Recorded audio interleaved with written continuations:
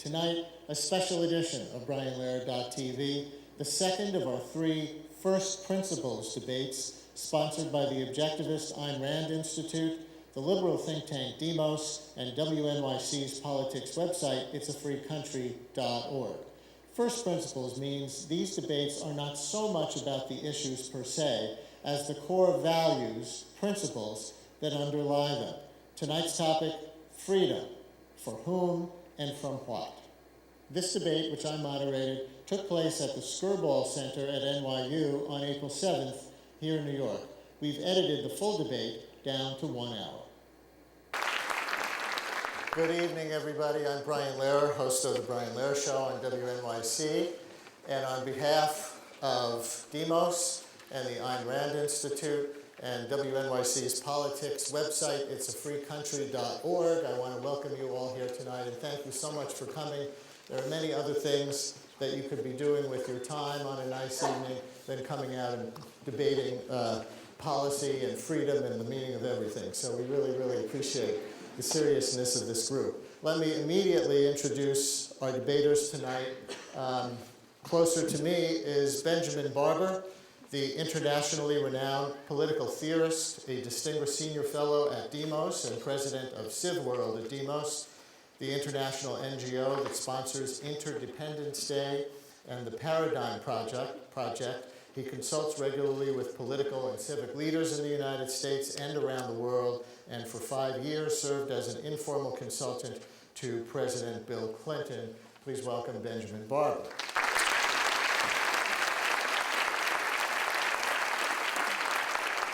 And Harry Binswanger was a longtime associate of Ayn Rand, received his PhD in philosophy from Columbia University. During the 1980s, he was editor of the Objectivist Forum, a bi-monthly journal devoted to Ayn Rand's philosophy. Since 1994, he has been professor of philosophy at the Objectivist Academic Center of the Ayn Rand Institute.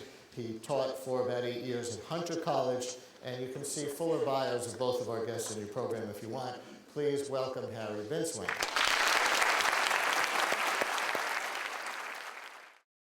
All right, for the second debate in a row, we didn't have to toss a coin for who goes first. By consensus, our debaters decided that Harry will go first tonight for the first 10 minutes. So, Harry Binswanger.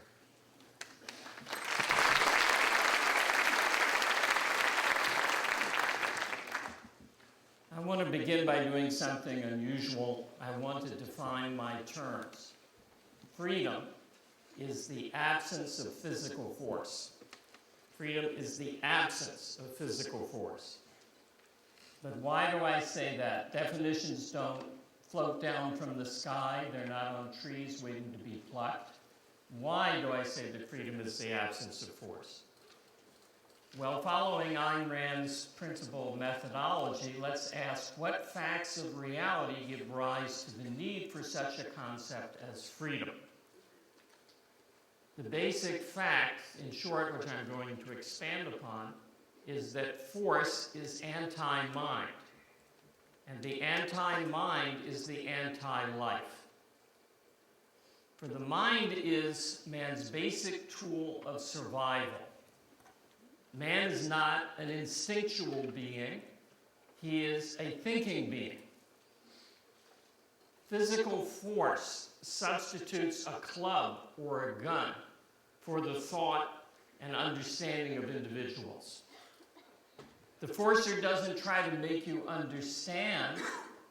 He grabs you, drags you off, he beats you or threatens you with beatings. You must do as he orders. Thus, force stops independent rational action, stifles progress, seizes the products of the mind while punishing the producers of them, and generally plunges us into barbarity. Force substitutes brutality for civilization. And all the carnage of human history, all those bodies, the 100 million corpses produced by totalitarian regimes, are due to the acceptance of force in human affairs. Without the acceptance of force, There could have been no Hitler, no Stalin, no Pol Pot, no 9/11. Now, some of you are thinking, well, does it have to be that black and white? Does it have to be such degree of force? Can't we just have a little force, a mixed economy of some freedom and some force, some capitalism and some controls? No, because with force, it's either or. Why do I say that? Because if there's no principle limiting the use of force, then the armed robber wins over the pickpocket, and the murderer wins over the armed robber. When force is unleashed socially, the game is won by the bloodiest gang. Those who have no scruples about using force, using lots of it, destroy those who have some scruples. To prevent that growth of force is why we have government. Government is force organized in self-defense. Defense against what? Against force itself. Against force initiated, started by criminals or foreign invaders. A proper government uses its force only in retaliation to protect freedom, to answer the force that is started by the criminal or the foreign invader.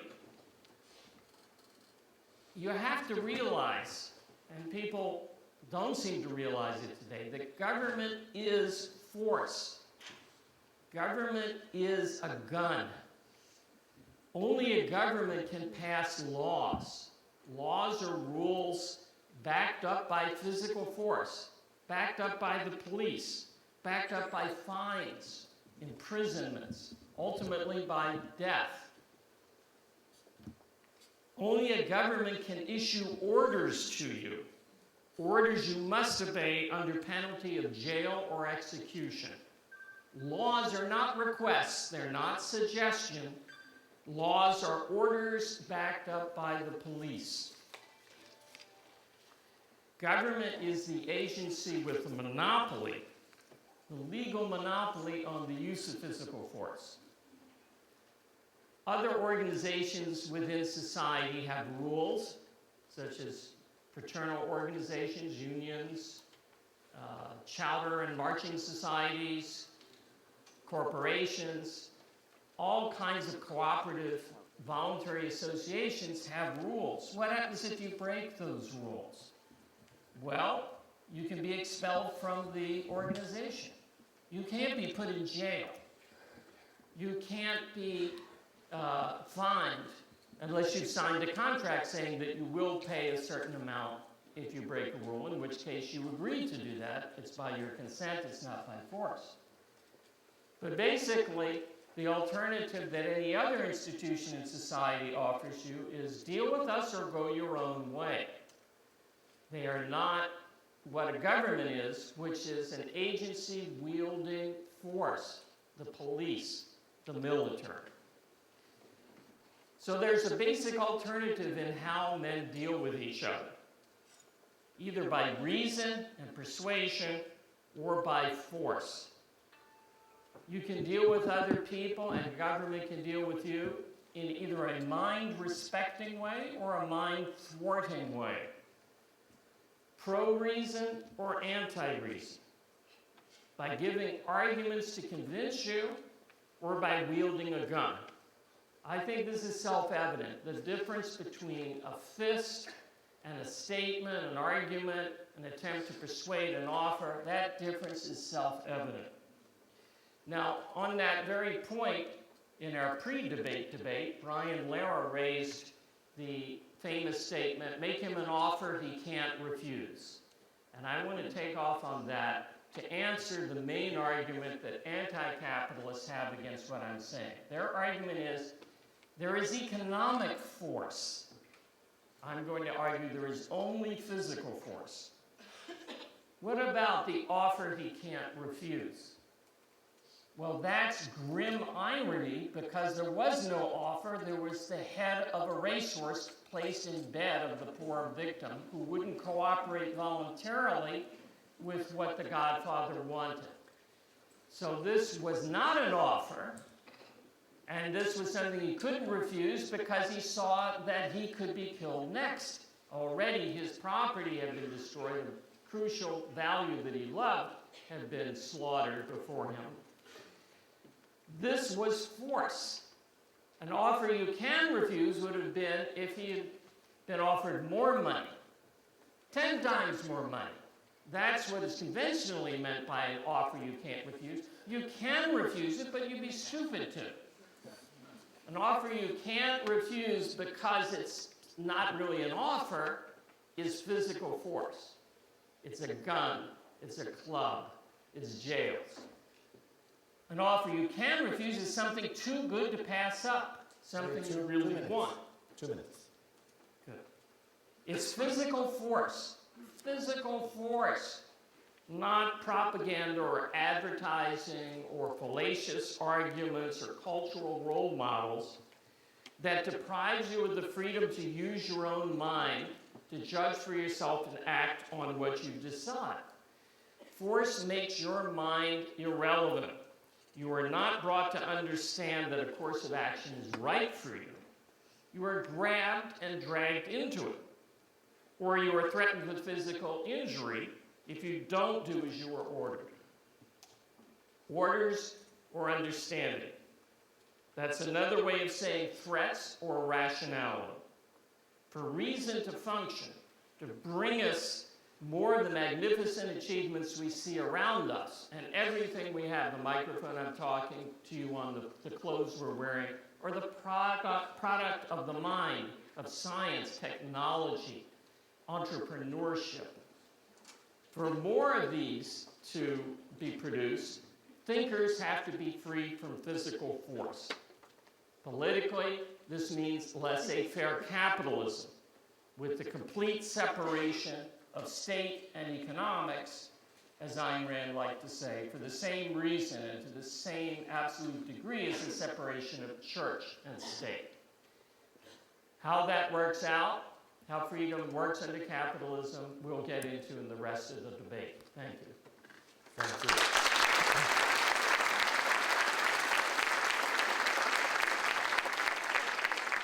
And just in the credit where credit is due department, it was Ben in our on-air preview on Monday morning, not me, who brought up the offer you can't refuse, just to be accurate.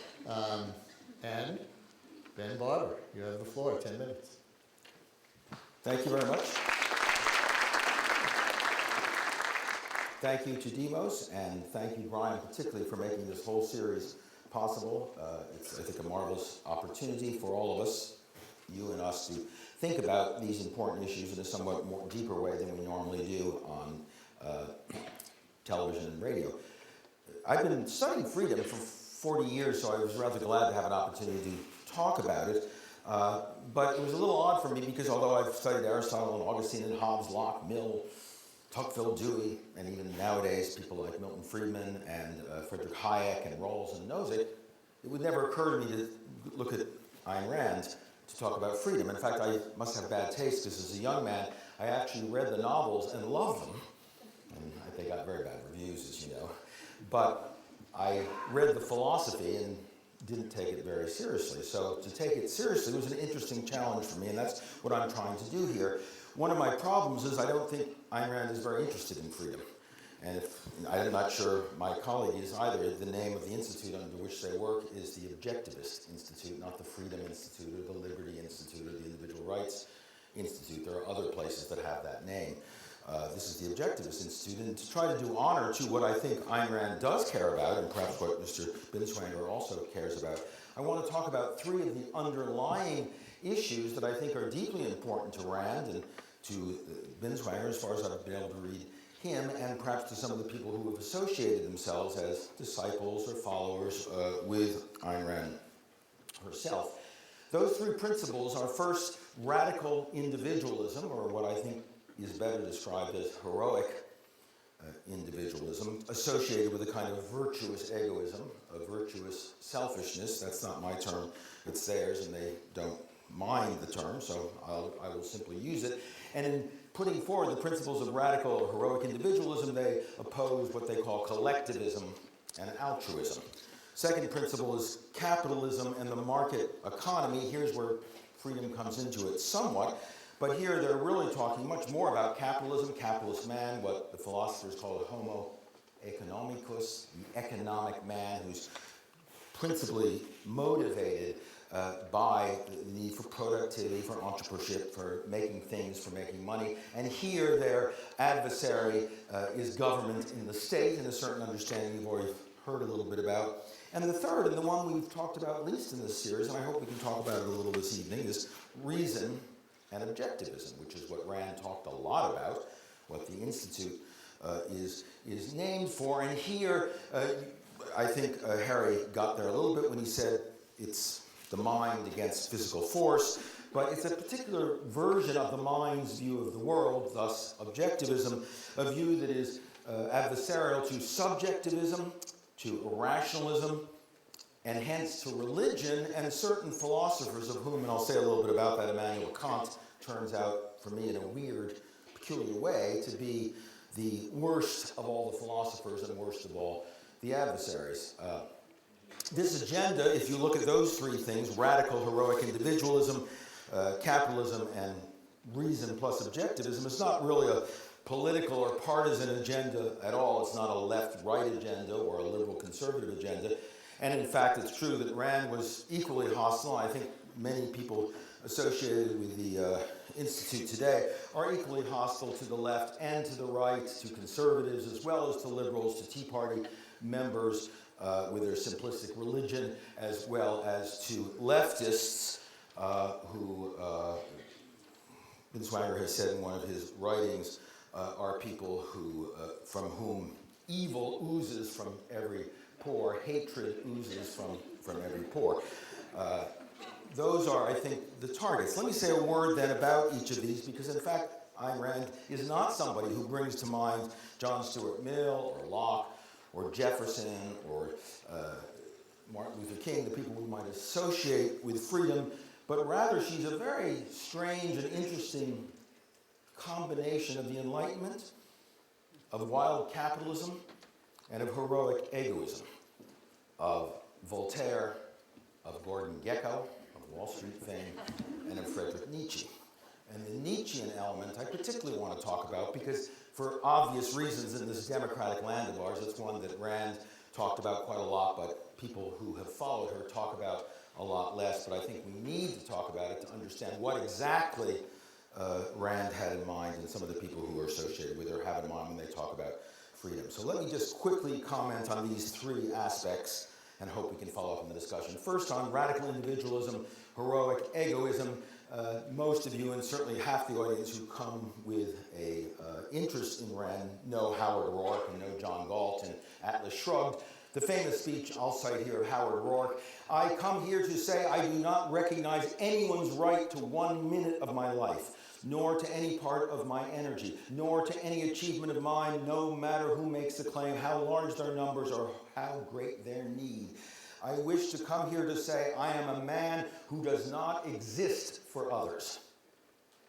A famous quote, and one that you will notice, I don't know if you're applauding that I'm saying it or applauding because you think it's a wonderful quote, but you'll notice there's not a word about freedom in that quote. It's about a heroic individual. John Galt speaks much in the same voice. One of the problems with her characters is they were the one character named Ayn Rand, and they all said what she believed and became ciphers for what she said, but it's a powerful version of a certain kind of Nietzschean heroic individualism. While Brian, you were asking questions, I would have loved to ask, who said this?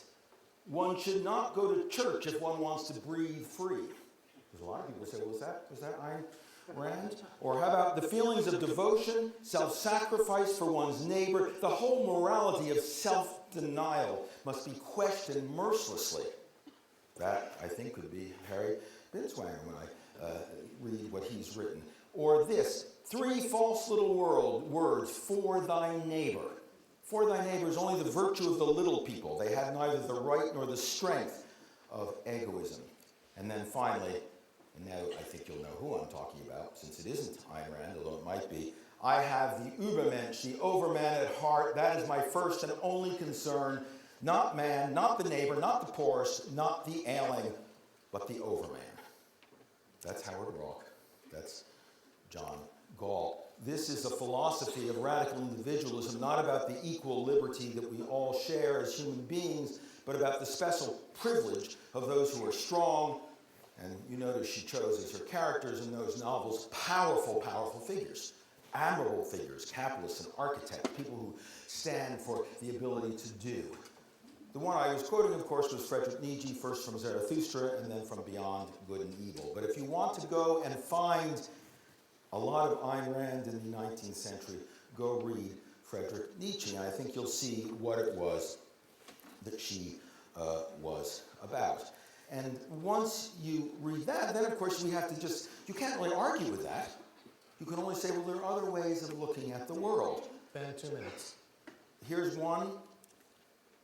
Only in losing ourselves can we find ourselves. That's the Buddha. Here's another. In hurting you, I cannot help but harm myself. That's Gandhi. There is an alternative view of the world, then. A world in which people who share, who are part of a commonality, understand the nature of human life, and those who see themselves as heroic individuals against the rest, who see the Sermon on the Mount as a tract that is similar to Marxism, which is something that Mr. Binswanger said in an earlier work, who see the Ten Commandments as anti-American or un-American, I've got the quote if you want to see it, are simply people who, though I think they have a distinctive and important point of view, simply aren't talking about freedom and a democratic society. Now, you have to tell me what we're going to do, because I'm now at the end of one of the 3 points I want to make. I'm almost finished. I mean, I can simply wait to ask a question. You have another minute. It's up to you. The answer to the next. But let me just say a word about the second here, the market economy and freedom. The problem is we all agree that coercion and freedom are antinomies. The problem is Rand and her followers think that coercion is all about government and the market all about freedom. Whereas the reality is government is about legitimate coercion, the legitimation, the democratization of force. In a world where we all face force, our choice is not between force and pure freedom, but between legitimate and illegitimate force. Democracy is about legitimate force. By the same token, Rand insists, and Mr. Binswanger insists, that the market is about pure freedom. The notion that there's any force of any kind there is one they simply deny. But anyone who lives in the real world knows that the marketplace is some place where soft force, soft coercion, bottom-up force, persuasion, propaganda for 4-year-olds, marketing for 6-year-olds are all part of a large edifice of force that operate there too. So if you want to antinomize force and freedom, you can't say force is government, freedom is the market. There are force in both places, but the government's force is legitimized by democratic consent. The market's force is not even acknowledged, is illegitimate, but is everywhere today. The reason Ayn Rand, I understand, made the equation of government and coercion is she grew up in Stalinist Soviet Russia. And of course, I would too if I saw that. Certainly, Soviet government was much more important in undermining freedom than anything else. But the United States is not Soviet Russia, and our marketplace creates problems which I fear are simply not addressed. The third thing I will not, I'm just going to tell you, I want to put off then, you asked a question about objectivism, and I will answer that later. Ample time to get, but soft force invested in me as the moderator.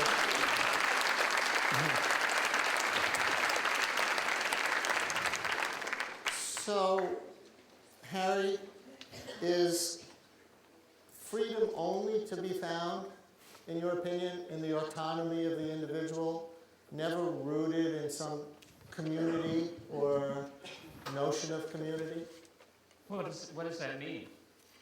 What does it mean to be rooted in a notion of community? I'll let you heard some of Ben's examples. I'll let you make the distinction as you see it. All right. There is something floating in the background here, which is the psychological or metaphysical roots of collectivism, the notion that society is more than the sum of individuals, or that the community roots you. Ben was right that Ayn Rand and I are radical individualists. By coincidence, the first thing I ever heard about Ayn Rand was, as a very young man, someone saying, well, I don't agree with that Ayn Rand stuff, that radical individualism. And I thought, radical individualism, that sounds good. And that was my first marketing unintended for Ayn Rand. Yes, it's radical individualism because the individual has free will. He has a choice of thinking rationally or coasting, drifting, absorbing what he hears around him and not processing it through his own intelligence. It comes up in the issue of democracy. Can I speak to that?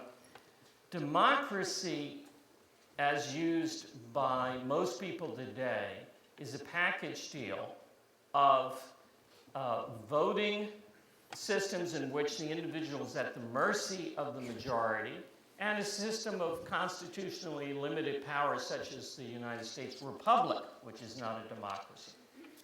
There's no valid concept for any system under which people vote. If 3 cannibals vote to eat a missionary, that is not the democratic process. It's slaughter. And when the majority of Germans voted in, or at least a plurality, voted in Hitler, that is democracy, that is unlimited majority rule, and it's a violation of individual rights. The reason why people are so attracted to the term democracy, I think, is that they have a social orientation. They look out at the world and they see themselves as living in a world of people. I think before you live in a world of people, you live in the world of nature. You live alone. Every man is an island. He can build bridges from his island to another island, but it must be the other island he chooses, or else he might be the missionary among those cannibals. So yes, to answer your question so longly, yes, it's all about individual autonomy. And in a minute, I want to move this on to a particular policy discussion, healthcare, and see how some of these ideas relate. But Ben, react to that in any way you want, and maybe you want to lay out your third principle too. Yeah, let me take these in order. How do we live? Is every man an island? Do we live lives of solitaries and then come together occasionally? And freedom is how we protect ourselves from the coming together. I think there is no mother, no father, no child, no soldier, no neighbor, no citizen who would recognize that view of human nature. I myself was born from a mother's womb, grew up in a family until I was 15 or 16 or 17 years old, grew into neighbors, have a family now, became part of a community, and those define who I am, and to the extent I am a free being, and I hope I am, I have won my freedom in the context of those social relationships. You will find no anthropologist, no sociologist, no political scientist who thinks the state of nature was anything other than a philosophical fiction that people who were trying to justify the social contract and the legitimation of government through consent posited. No one has ever argued that human beings ever live that way anywhere. They don't. We don't. And in our country, no one in fact lives that way, except I think a few solitary Nietzschean Übermensch who at least believe they should live that way if they weren't constantly being interfered with by the little people, by the small minds who are Democrats and are influenced by others. It's so telling to me that whenever Mr. Binswanger talks about these things, he says, well, there are only 2 choices. We're free will and autonomous, or people think we're influenced by other people. We're just forced by other people. The reality is, in fact, that we are all in a world full of forces, and our freedom comes from understanding them, resisting them, and choosing which of the rules, which of the forces we accept and embrace, and which we want to reject. Freedom, as Kant says very clearly, is not simply the capricious freedom of doing anything that comes to our mind. That's called license. That's called whimsy. It's not associated with any doctrine of meaningful human freedom. I know Freedom is the right and ability to choose which rules, which forces we live under and which we don't. And what Kant says so clearly is that freedom is about legislating the rules we obey. The difference for Kant is between autonomy and heteronomy. Heteronomy is obeying other people's rules, other forces. Autonomy is obeying your own moral rules. In political terms, Rousseau makes the same argument. Political freedom is about obeying rules we make in common for ourselves through participation in legislation. I know no democratic thinker, and I would challenge you to find one, who has ever said that democracy is about a capricious mob, a lynch mob simply doing as they please. Every democratic philosopher, from Montesquieu and Machiavelli and Rousseau and Locke down to Jefferson and the American founders, has said that democracy is not about people doing as they wish, but about citizens doing what through deliberation and thinking and working together they find they can do in common. Democracy is about a common will. It's not about overcoming private wills, but about private wills joining together so we can find ways to live together in a world where we don't have, unfortunately, the choice to live alone. Because we live in communities and we have a choice of either living in illegitimate, force-dominated communities or legitimate communities. Democracy is the most powerful form of legitimation I know. Finally, last point on mind, and I won't do the whole thing, but I just want to say a word about mind because it is so important. You started out saying that physical force and mind are opposites, and I agree with you on that. I think that's a powerful, powerful point. But as the argument goes on, and as you make it, I fear what it sounds like is that to be anti-mind is to be anti-Rand's mind, not to agree with her. The minds take you to many places. Rationalism is one place it can take you, empiricism is another, irrationalism is a third. Materialism is a fourth, idealism is a fifth, Christianity is a sixth, Islam is a seventh. The notion that everything is irrational except that which Ayn Rand developed is itself a kind of Superman view of Ayn Rand. There's only one right person, only one right way to think, and anybody who's against it becomes an enemy of mind and therefore, in your equation, an enemy of life. Which is why I guess you were able in a recent writing about the shooting in Arizona of Giffords to say that the left is defined by a kind of unreason and it's anti-left. I guess that's why you said environmental radicals are anti-life. They're destroyers of civilization. Well, for me, I agree with some, I don't agree with others, but the notion that people who don't agree with me are destroyers of civilization, they ooze hate, they're enemies of America, they're anti-American. I don't understand what that has to do with the position that mind and reason have a fundamental role to play in defining human life, which you and I would agree. But to say that mind rules is not to say that your mind or my mind or Ayn Rand's mind work. And I think if you're going to believe in mind, then it's to believe and trust that everyone has a rational position, even when we don't agree with it, but not to define reason as what you think and unreason as what anyone who disagrees with you thinks. That got a little personal. If you want, you know what we could do before we turn the corner a bit? Just a real quick back and forth, like 1 minute and wrap up this Well, piece. you know, a lot of things have been said about Ayn Rand and about me that I think I need a couple. I won't make the deep philosophical points. Ironically, Nietzsche is beloved by the intellectuals today, and yet they use him to smear Ayn Rand. Ayn Rand is not a Nietzschean. They like Nietzsche. Nietzsche is the best-selling philosopher today if you go into Barnes & Noble. Ayn Rand is very much anti-Nietzsche because Nietzsche was anti-reason. Those quotes against altruism are very good. But the enemy of your enemy is not always your friend. And in his Übermensch doctrine in particular, Nietzsche goes into La La Land, where he thinks that Übermensch, to whom we have to sacrifice ourselves, totally against Ayn Rand's idea of non-sacrifice. He thinks that Übermensch is a new species. It's not even a human being.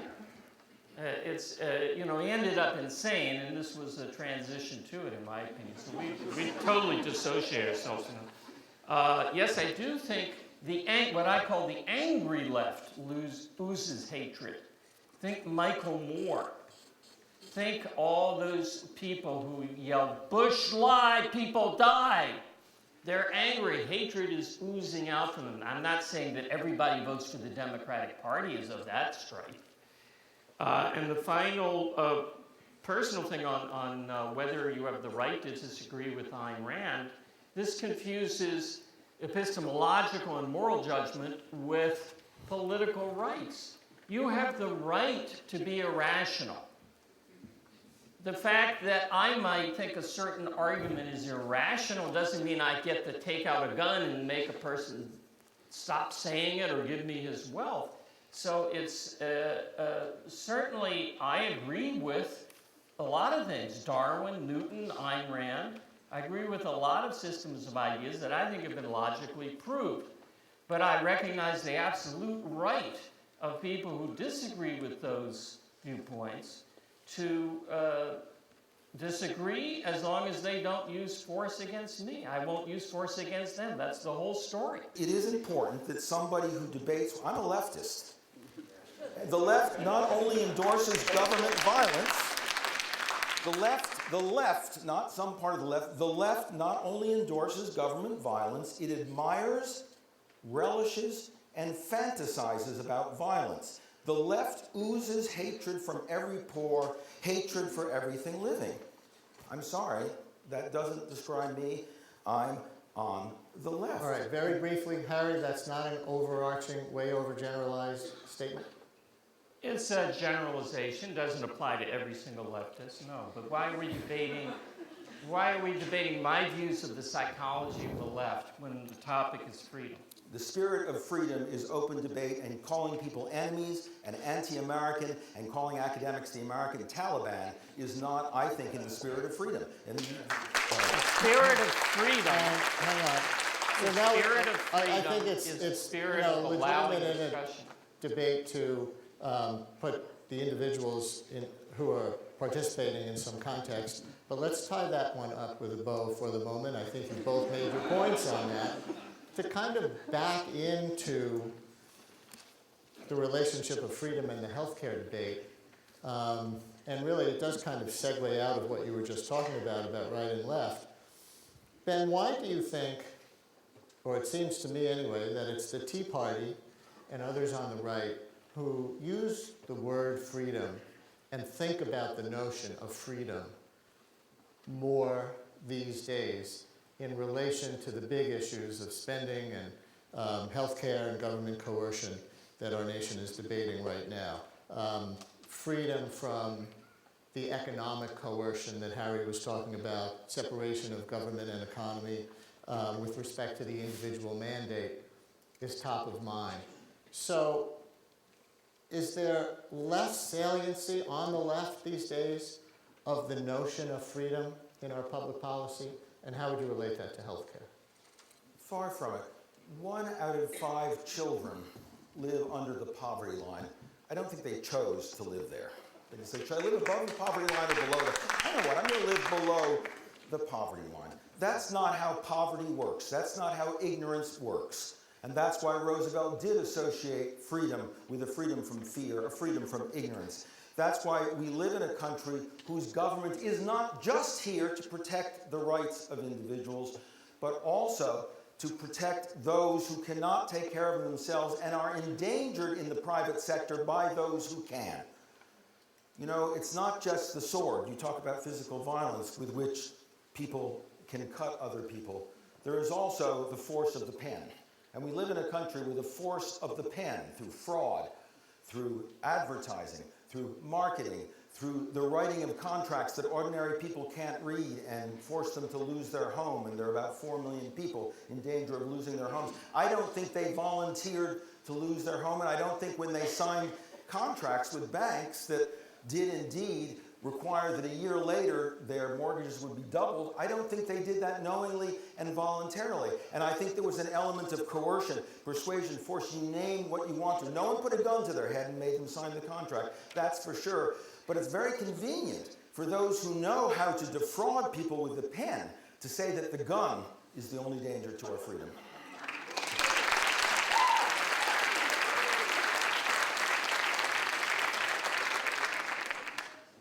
any health care benefits to be provided to some people free have to be taken by force unless they're voluntarily given in charity. Any government benefits given for free to some people have to be taken by force from others.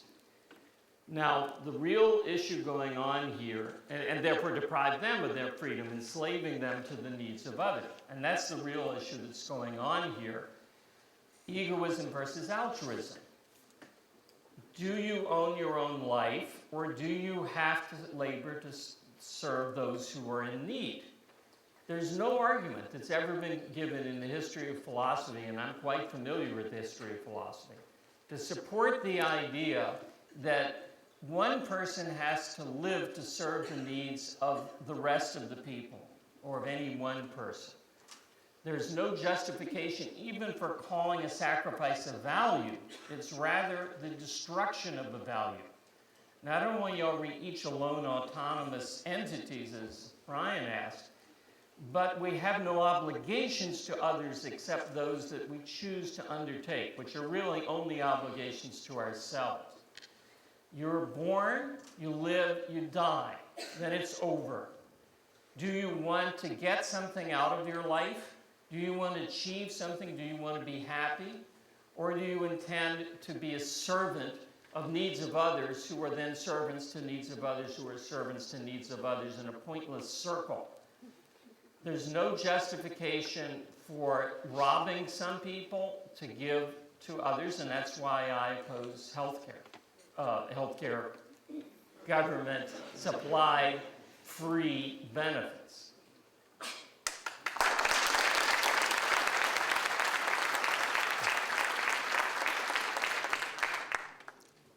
Where are we born? In a room with our mothers, with families, with doctors, in a hospital, with home care, with a midwife. We are not born alone.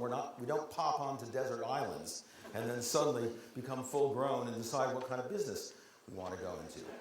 We spend 18 years, sometimes more, sometimes 30 or 40 years in the home nowadays with the way the economy is, and then gradually emerge as free beings and make choices. But of course we are obliged. I know of no decent human being who doesn't feel some obligation to the mother and father who gave birth, to the family that raised them, to people around them in need. But even if you want to do it in terms of economic man, the cold calculus of economic interest, society is also a contract. A great conservative, Edmund Burke, said that. Society is a contract between the living, the dead who came before, and the unborn who came after. And we are all part of that contract. Of course we owe people things. Everywhere, anybody owes people things. We're all influenced by where we came from. Ayn Rand was influenced by growing up early in Soviet Russia. We are all influenced and we all owe things to people. And the question again is, do we find ways to discharge those obligations that are fair, that are just, that are egalitarian, and that retain a sphere of freedom for ourselves, or are we robbed at the point of a gun? But the notion that taxation or healthcare is poor people and the meek robbing the rich is nonsense. That's the social contract. The social contract says clearly, we pledge to be a citizen of a state, we pledge to participate in making the laws, and we agree we will live under those laws, and that doesn't mean the laws are just what some mob majority does, but laws, in fact, in a country like this, where senators from about 21 states who represent about 10% of the population can outvote senators from the other states who represent 90% of the population. That's a built-in check and balance. And you and I agree, I think, that checks and balances are a good thing. There's no mob rule here. Healthcare policy isn't policemen, federal police coming in with guns and saying, okay, give me some dough because I'm going to take care of somebody who's sick who you have no obligation to. That's not how it works. It's a clause in the social contract which you enjoy and those people who are radical individuals enjoy all the time in the traffic rules, in the police who protect you, in the corporate laws that allow the contracts you engage in as capitalists to work. We are all part of that contract, but you have a selective citizenship. You want to pick and choose when you will be a citizen. And when it comes to taxes and health care, no thank you. when it comes to traffic laws, when it comes to the police, when it comes to thwarting our enemies abroad, yes, please. Well, you can't have it both ways. That's the way the social contract works. We agree that we will work together. We will try to find consensus, but we know we can't. So we will find a system in which not just a majority, but a deliberate and thoughtful majority makes decisions and then go with it. Right now, health care was put in because we had a majority. The Democrats had a majority. Right now, in the House of Representatives, the Republicans, the Tea Party have a majority, and they have every right to try to convince us that that's not a wise use of our taxes. Right. But don't talk about robbery. Don't talk about stealing from people. This is just politics. No, it's not. Harry, I find it hard to Harry, find a difference. let me try to take that point and focus it on a very concrete piece of it, if you don't mind. Are there cases in which the freedom that comes from separation of government and marketplace disadvantages segments of society in ways that the community needs to act? So, for example, Medicare, under the theory that the pure marketplace will not provide health insurance or reasonable amounts of health care for senior citizens because they're just too expensive and they don't have current income. Can you deal with that as an example, you know, stemming from Ben's point of view? Sure, I can deal with anything, but first I think I ought to just summarize Ben's last argument. It's because we are born from a mother's womb, we have to unleash the rule of force, ending up in concentration camps. I made the point, which has not been addressed, that when force is unleashed, the armed robber wins over the pickpocket and the murderer wins over the armed robber. And this has been the history of the modern world, that once force is allowed into the tent, more and more enters, and that's what we're seeing today. So I think people didn't understand the concentration camp reference. What was that? Coming out of the mother's womb, yeah, it was that connection. Maybe you could explore it. No, I'm trying to show the lack of logic in his position now. And to your concrete question was, what if a senior citizen is unable to get health care because he can't afford it? Well, why didn't he provide for that when he wasn't a senior citizen? It's not my responsibility. It's not your responsibility to pay for him. So let him die. Yeah, let him die. All right. I mean, I think we know where the argument is. I mean, that's You either let him die, or you end up with a system where people loot each other, and you create an institutionalized civil war of more and more demands for more and more force, ending up in a tyranny. Let's open it up to anybody who would like to ask a question. I think we have two people roving the aisles with microphones. Could you raise your hands, raise the microphones up in the air? Where are you? Okay, so who on this side? Anybody like to start over here? Okay, how about, oh sure, right there on the aisle, okay. Yes, I'd like to ask this of... Speak up, please. I'd like to ask this question of Mr. Binswanger. As was stated, our U.S. Constitution is a social contract. I would like for you to address, if possible, the words, "we the people," in our Constitution. What does that say to you? It's the people who were authorizing the document. They were speaking in the name of the people of the United States because it was approved in the state ratification. No, I don't think it's a social contract, but it wouldn't matter. I didn't sign it. You didn't sign it. When people vote to do things to you that you don't want done to you, that is a violation of your rights if they use force to carry it out. So you didn't sign it, so you don't think I have to live by it, or under it, or abide by it, because you didn't sign it? Is that what I'm hearing? Well, kind of. You're kind of hearing that. You're hearing the fact that a bunch of people get together and make an agreement doesn't bind the person who didn't make that agreement. Exactly. It's not a contract. It's not a contract. It's a statement of the authorization, of the legitimatization of the government of the United States, what they were authorized to do, what they couldn't, mainly what they couldn't do. Ayn Rand always made the point that the Constitution is a limitation on government, far from the social contract. Its sole aim was to constitute a government and to keep it limited. That's why the necessary and proper clause is in there. Congress shall pass no laws except those necessary and proper to carrying out. Necessary, not, gee, wouldn't it be nice if, but necessary and proper to carrying out the specified enumerated powers in the government. Because, in fact, this is a position that's deeply hypocritical. If you don't want to accept, as most democratic theorists would, that tacit consent arises out of our participating in all of the benefits of a democratic society, and then want to say, but I'm going to opt out of the things that I don't particularly like, that is, I think, a violation of your tacit consent, even if you didn't personally sign the Constitution. But the fact is, for most people, that really is not the issue. The issue is, yes, I agree with you, how big, how small the government, how much government do we need to do the things that need to be done. But by the way, the notion, I know a group of people, not just Randians, like to talk about the Constitution as nothing but a limitation on government, and it is that. It's without question a form of limited government, but it's also a form of empowerment. It does say we the people, and it does stipulate the kinds of things that can be done, and there are a lot of them.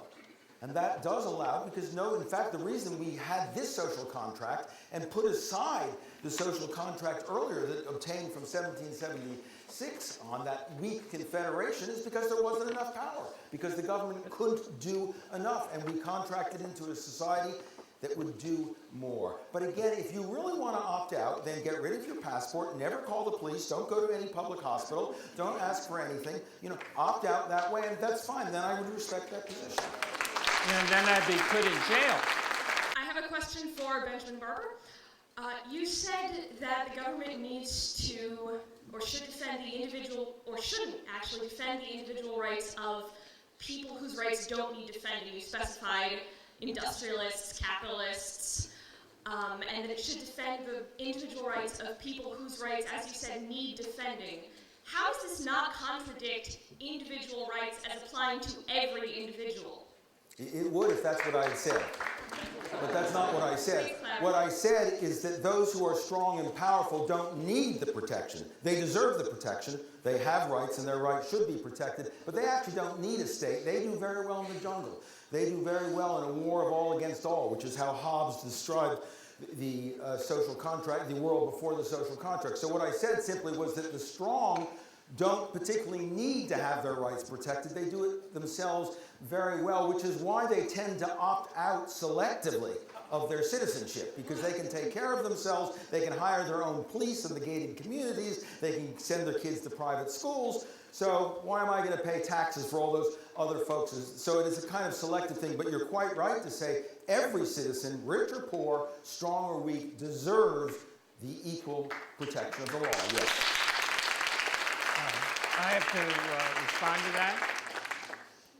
There's a big equivocation going on here in the term strong. What do you mean? Do you mean strong in the sense of muscles, or do you mean intelligent? A person who is smart and productive and has a lot to offer is, quote, strong in one sense, but his ability to use his mind to create wealth is a good thing that benefits everybody he deals with. Strong in the jungle sense, biceps, doesn't lead to gated communities. It leads to swinging on vines and being eaten by a cheetah.